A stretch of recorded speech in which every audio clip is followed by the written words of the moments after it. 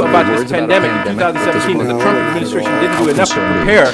So that's what their agenda is trying to show, the media is trying to show. Look, they knew back in 2017 that this was going to happen, and nobody did anything about it. But wait a second.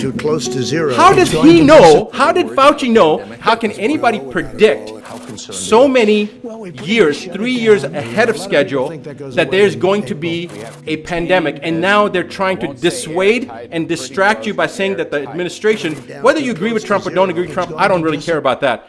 How you have to do it is you have to program people's perceptions, because from perceptions comes behavior. It's a real simple thing. Your perceptions become your behavior.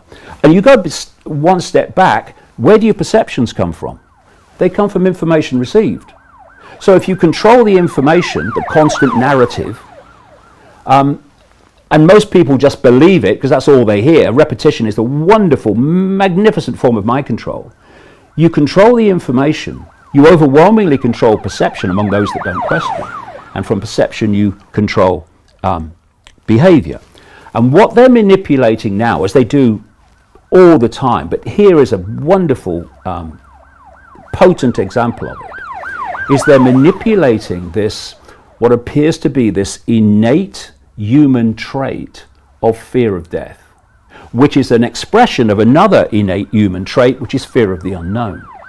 Are there words about a pandemic at this point? No, we're not at all. How concerned are you? Well, we pretty much shut it down. You know, a lot of people think that goes away in April. We have contained this, I won't say airtight, but pretty close to airtight. Going to be down to close to zero. It's going to disappear. It's like a miracle. It will disappear. They're going to have vaccines, I think, relatively soon. What can you say to Americans who are concerned that you're not taking this seriously enough? That's CNN, fake news. The president say, for example, that he's going to continue with political rallies. Is this sending the right message? Going to a rally, there's no reason that you shouldn't go. It's really working out. The president stopped shaking hands.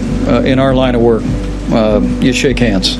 No, I don't take responsibility at all, but it's something that we have tremendous control of. How would you rate your response to this crisis? I'd rate it a 10.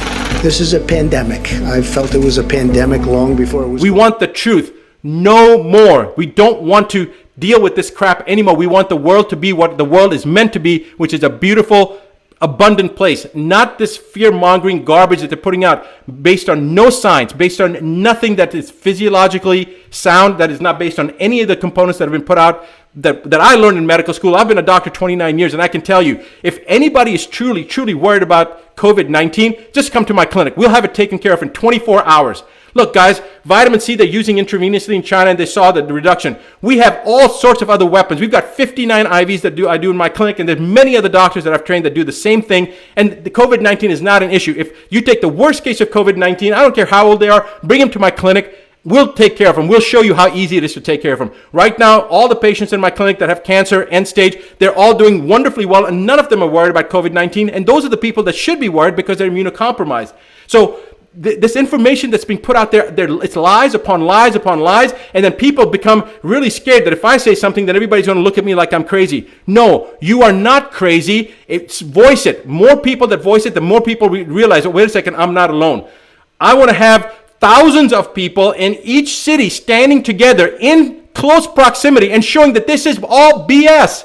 And if you guys still don't believe me, look at the certain other countries like Sweden. What's going on over there? And the misinformation, like in Italy, such a country that was hit so hard with COVID-19, but they're not reporting the truth that 99% of those people had comorbidities. There's all sorts of information, guys, that you need to know. The truth has to come out. It is a technocracy. A technocracy is defined as a society that is controlled by bureaucrats, experts, scientists, engineers, technocrats. And the ability of that situation to happen is through smart technology and AI. The idea is that everything will be connected to AI. This is what the Internet of Things is all about. And if you listen to the crazies in Silicon Valley, they're telling you that in the period around 2030, a year that keeps coming up from all directions, we will have a situation where the human brain will start to be connected to AI. And thus, whoever controls AI will be connecting and driving the perceptions of humanity. And that can be done from a central point through this smart grid, global smart grid. So that's the structure that they want.